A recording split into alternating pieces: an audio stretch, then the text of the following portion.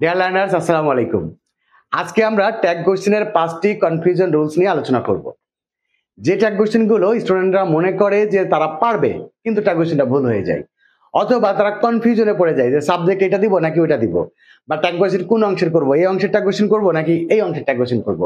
এইরকম 5টি confusion rules আমি আজকে আপনাদের সামনে একদম ক্লিয়ার করে দিচ্ছি।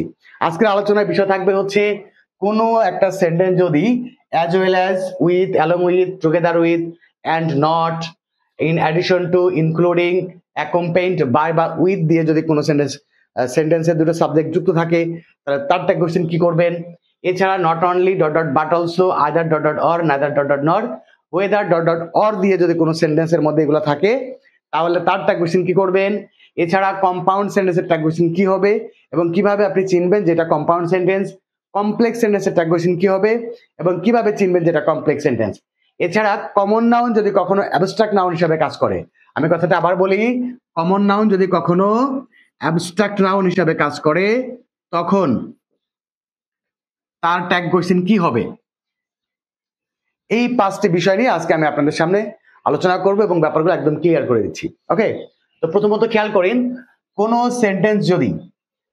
সেন্টেন্সের দুটা সাবজেক্ট থাকে এবং এই দুটি সাবজেক্ট যদি as well as, with, along with, together with, and not, in addition to, including, accompanied by অথবা with, কোন সেন্টেন্সের দুটি সাবজেক্ট যদি এই সকল ওয়ার্ডগুলো দিয়ে বা ফ্রেজগুলো দিয়ে যোগ করা থাকে তাহলে ওই সেন্টেন্সের প্রথমে যে সাবজেক্টটা থাকবে, মানে এর আগের অংশে যে সাবজেক্ট থাকবে সেই সাবজেক্ট এবং ভার্ব অনুযায়ী ট্যাগ কোশ্চেন করবেন।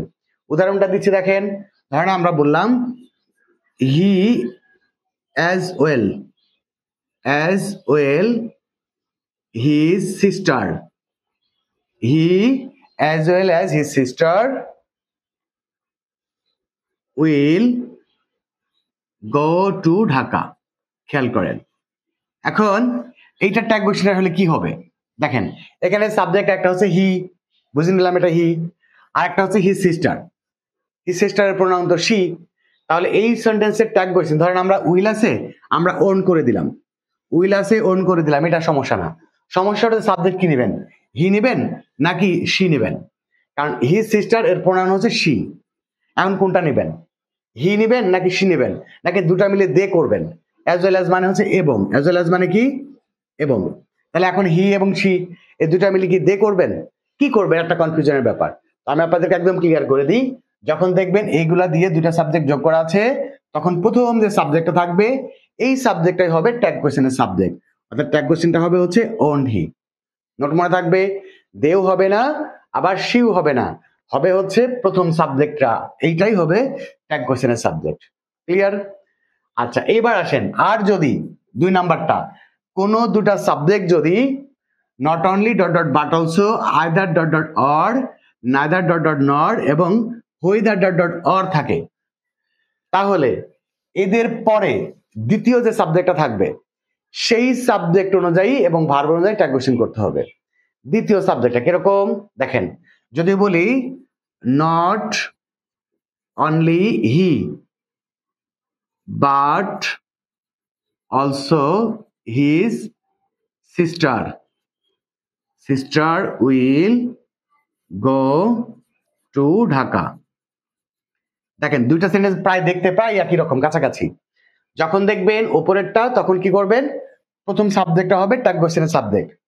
আর যখন এইরকম থাকবে কিরকম, not only dot dot but also, either dot dot or, neither dot dot not, হুয়েদার dot dot or থাকবে, তখন আপনারা ট্যাগ কোশ্চেনের সাবজেক্ট হিসাবে নেবেন হচ্ছে এদের দ্বিতীয় যে সাবজেক্টটা থাকবে সেই সাবজেক্টটা।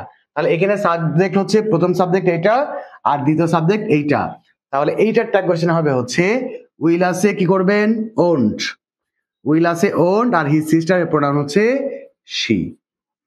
একদম মনে রাখবেন যে যখন ওপরের গুলা থাকবে as well as, with, along with, together with, and not, in addition to, including, accompanied by অথবা with, এগুলা যখন থাকবে তখন প্রথম সাবজেক্টটা হবে ট্যাগ কোশ্চেনের সাবজেক্ট।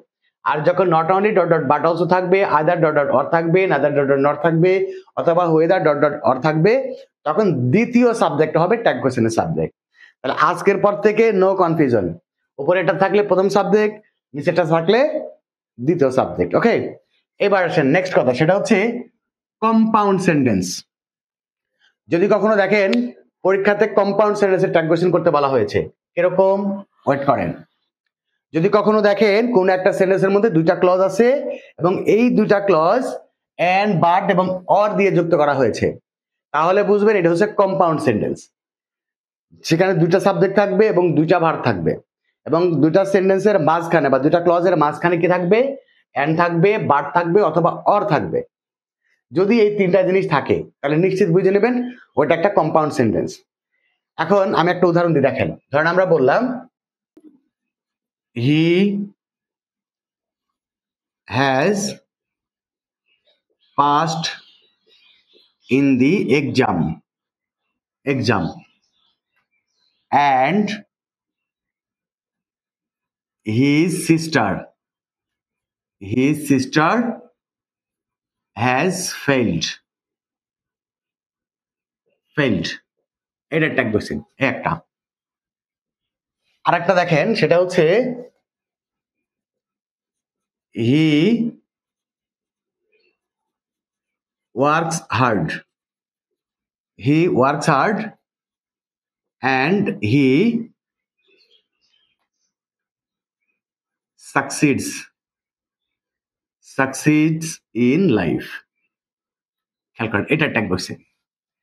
তাহলে এখানে দুইটা ক্লজ আছে, একটা সেন্টেন্স এবং এই একটা সেন্টেন্স, এই ক্লজ এবং এই দুইটা ক্লজের মাঝখানে কি আছে, এন্ড আছে। এখানেও এই একটা ক্লজ এবং এই একটা ক্লজ এবং এই দুইটা ক্লজের মাঝখানে কি আছে, এন্ড আছে। যখন দেখবেন এরকম কম্পাউন্ড সেন্টেন্স, তখন আপনি খেয়াল করবেন যে দুইটা ক্লজের সাবজেক্ট এক কিনা। যদি দুইটা ক্লজের সাবজেক্ট এক হয়, মানে এখানে যে সাবজেক্ট আছে এখানেও সেই সাবজেক্ট আছে, এরকম যদি থাকে, দুই অংশের সাবজেক্ট যদি এক হয়, তাহলে তখন প্রথম সাবজেক্ট এবং প্রথম ভার্ব অনুযায়ী ট্যাগ কোশ্চেন করবেন। যদি কম্পাউন্ড সেন্টেন্সের উভয় অংশের সাবজেক্ট এক হয়, তাহলে তখন প্রথম সাবজেক্ট এবং ভার্ব অনুযায়ী ট্যাগ কোশ্চেন করতে হবে। আর যদি কম্পাউন্ড সেন্টেন্সের দুই অংশের সাবজেক্ট ভিন্ন হয়, তাহলে দ্বিতীয় অংশের সাবজেক্ট এবং ভার্ব অনুযায়ী ট্যাগ কোশ্চেন করতে হবে। তাহলে এখানে আছে হি এবং এখানে আছে কি হিজ সিস্টার, তাহলে উভয় অংশের সাবজেক্ট কি ভিন্ন, তাহলে আমরা এখন এই সাবজেক্ট এবং এই ভার্ব অনুযায়ী ট্যাগ কোশ্চেন করব। অর্থাৎ এইটার ট্যাগ কোশ্চেন হবে হচ্ছে হ্যাজন্ট শি। ওকে, আর দেখেন এখানকার সাবজেক্ট এবং এখানকার সাবজেক্ট, এই দুটো সাবজেক্টই এক, সেক্ষেত্রে আমরা এই সাবজেক্ট এবং ভার্ব অনুযায়ী ট্যাগ কোশ্চেন করব। অর্থাৎ ডাজন্ট হি।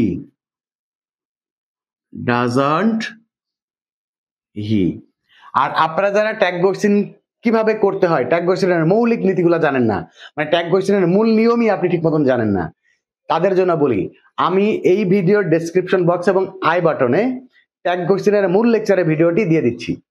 আপনারা এই ভিডিওর ডেসক্রিপশন বক্স থেকে অথবা আই বাটন থেকে ট্যাগ কোশ্চেনের মূল ভিডিওটি দেখে নেবেন, তাহলে ট্যাগ কোশ্চেন কিভাবে করতে হয়, ট্যাগ কোশ্চেনের মৌলিক নীতি কি, আপনি পুরো ব্যাপারটাই জেনে যাবেন। ওকে, এবার আসেন, এবার হচ্ছে 4 নাম্বার কমপ্লেক্স সেন্টেন্স।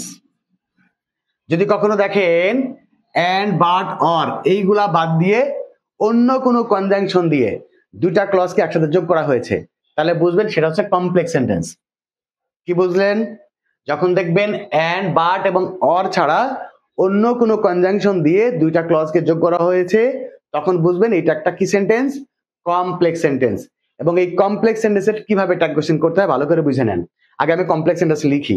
কারণ আমরা বললাম হি goes to school, সে স্কুলে যায়। when his mother cooks rice। খেয়াল করেন, এটা ট্যাগ কোশ্চেন কি করবেন, এখানে দেখেন একটা সাবজেক্ট আছে, একটা ভার্ব আছে, একটা সাবজেক্ট আছে এবং এই একটা ভার্ব আছে। এখন এটা ট্যাগ কোশ্চেন কিভাবে করবেন, নোটটা মনে রাখবেন। কমপ্লেক্স সেন্টেন্সের প্রিন্সিপাল ক্লজ, যেটা কমপ্লেক্স সেন্টেন্সে একটা সাবঅর্ডিনেট ক্লজ থাকে এবং একটা প্রিন্সিপাল ক্লজ থাকে। কি থাকে? একটা প্রিন্সিপাল ক্লজ থাকে আর একটা হচ্ছে সাবঅর্ডিনেট ক্লজ থাকে। আপনারা সব সময় যে এই কমপ্লেক্স সেন্টেন্সের যে প্রিন্সিপাল ক্লজটা, এই প্রিন্সিপাল ক্লজের ট্যাগ কোশ্চেন করবেন। আপনি যদি প্রিন্সিপাল ক্লজ না চিনেন কোনো অসুবিধা নেই, আমি সহজ করে চিনে দিচ্ছি। যে ক্লজের সাথে এই কনজাংশনটা থাকবে, যে ক্লজের প্রথমে দেখবেন এই কনজাংশনটা আছে, এইটা হচ্ছে সাবঅর্ডিনেট ক্লজ। এই ক্লজটার নাম কি? Subordinate clause. আর এই ক্লজটা বাদে বাকি যে ক্লজটা আছে এটার নাম হচ্ছে প্রিন্সিপাল ক্লজ। আমি আরেকটা উদাহরণ দিচ্ছি, দেখেন। If he goes to school, goes to school, his mother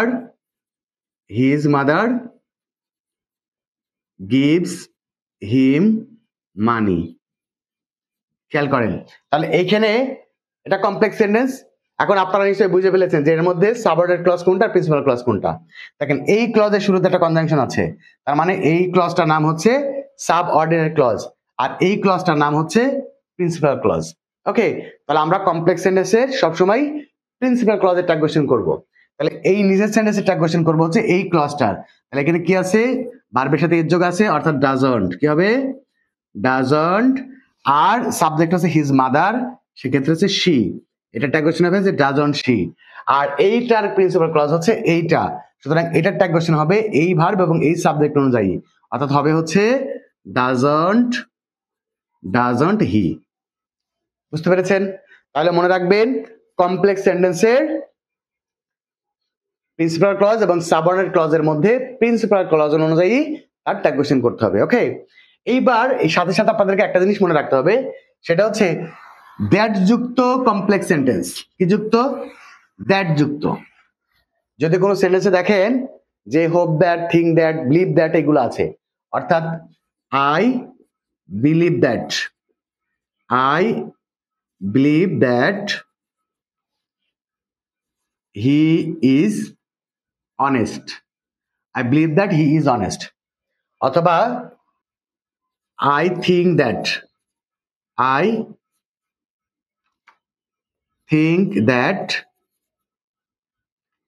he will pass।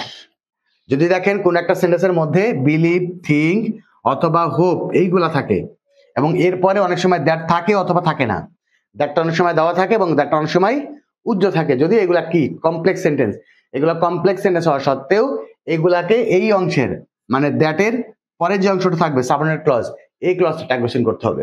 সহজভাবে কিভাবে মনে রাখবেন যে এই যে বিলিভ দ্যাট, থিঙ্ক দ্যাট অথবা হোপ দ্যাট, এইগুলা যদি কোনো সেন্টেন্সের মধ্যে থাকে অথবা এর পরে অনেক সময় এই দ্যাট থাকে অথবা থাকে না, থাকুক অথবা না থাকুক, আপনারা এই অংশটা ট্যাগ কোয়েশ্চেন করতে হবে। তাহলে এটা হচ্ছে ইজ অর্থাৎ ইজন্ট হি হবে, আর এটা কি হবে? উইল আছে ওন্ট হি। তাহলে মনে রাখবেন কি যে কোন সেন্টেন্সের মধ্যে বিলিভ, থিঙ্ক, হোপ এরপরে যদি দ্যাট থাকে অথবা না থাকে, কিন্তু পরবর্তীতে একটা ফুল ক্লজ থাকে, একটা সাবজেক্ট থাকে, একটা ভার্ব থাকে, তাহলে আপনারা এই ক্ষেত্রে কি করবেন? এই অংশটা ট্যাগ কোয়েশ্চেন করবেন। ওকে, নিয়মটা এরকম যে ট্যাগ কোয়েশ্চেন করার ক্ষেত্রে দুইটা ক্লজের যে ক্লজের অর্থটা বেশি প্রাধান্য পাবে, প্রিন্সিপাল ক্লজ এবং সাবঅর্ডিনেট ক্লজ, এই দুইটা ক্লজের মধ্যে যে ক্লজের অর্থের বেশি প্রাধান্য পাবে সেই ক্লজটা ট্যাগ কোয়েশ্চেন হয়। সেক্ষেত্রে কখনো কখনো প্রিন্সিপাল ক্লজের ট্যাগ কোয়েশ্চেন হয়, আবার কখনো কখনো সাবঅর্ডিনেট ক্লজের ট্যাগ কোয়েশ্চেন হয়। তো সেই ক্ষেত্রে আগের যেগুলো আমরা করেছি সেগুলাতে সবসময় প্রিন্সিপাল ক্লজেরই অর্থটা বেশি প্রাধান্য পাই, সেক্ষেত্রে সবসময় প্রিন্সিপাল ক্লজেরই ট্যাগ কোয়েশ্চেন করতে হয়। বাট এই ক্ষেত্রে কিন্তু আমার বোঝার বিষয়টা কি? আই বিলিভ দ্যাট, আমি বিশ্বাস করি অথবা না করি হি ইজ অনেস্ট, এটাই সত্য কথা। তাহলে আমরা এইটাই বোঝাতে চাচ্ছি, আমি বিশ্বাস করি এটা বোঝাতে চাচ্ছি না, আমি শুধু বোঝাতে চাচ্ছি কি যে হি ইজ অনেস্ট, সে সৎ, এইটা বোঝাতে চাচ্ছি। I think that he will pass, আমি কি মনে করি না, আমি কি আশা করি না, সেটা বড় ব্যাপার না, বড় ব্যাপারটা কি he will pass, say pass করবে, এটাই হচ্ছে আমার বোঝানোর বিষয়, এটাই হচ্ছে আমার এক্সপ্রেশনের বিষয়। সেক্ষেত্রে এই অংশের ট্যাগ কোয়েশ্চেন করতে হবে। ওকে, আজকের জন্য লাস্ট নিয়ম হচ্ছে কমন নাউন যদি কখনো অ্যাবস্ট্রাক্ট নাউন হয়। এরকম দেখেন আমরা এই সেন্টেন্সগুলো কিন্তু প্রায় পরীক্ষাতে আসতে দেখি।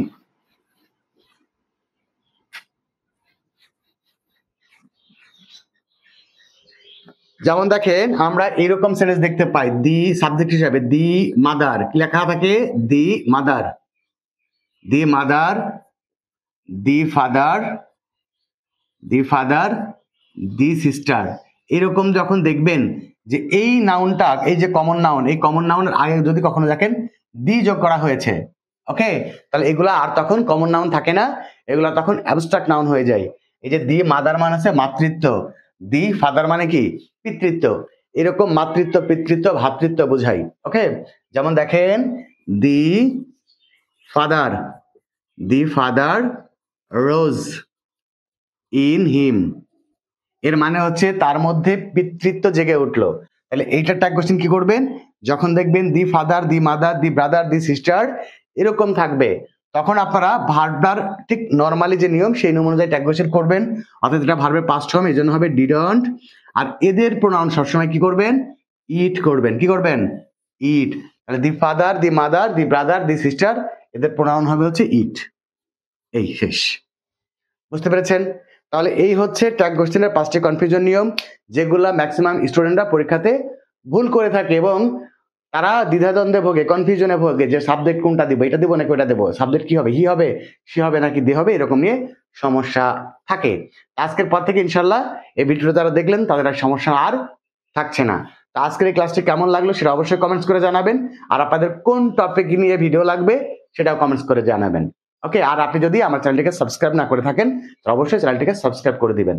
আর আপনাদের জন্য আরেকটা ইনফরমেশন হচ্ছে, ঈদের পরে আপনাদের ক্লাস 8, 9, ক্লাস 10 এদের একাডেমিক ব্যাচ শুরু হতে যাচ্ছে এবং ক্লাস 6 থেকে শুরু করে যে কোনো ক্লাসের স্টুডেন্টদের 0 লেভেল থেকে অ্যাডভান্স লেভেল পর্যন্ত ইংরেজি শেখার course learning English 0 to advance course শুরু হতে যাচ্ছে।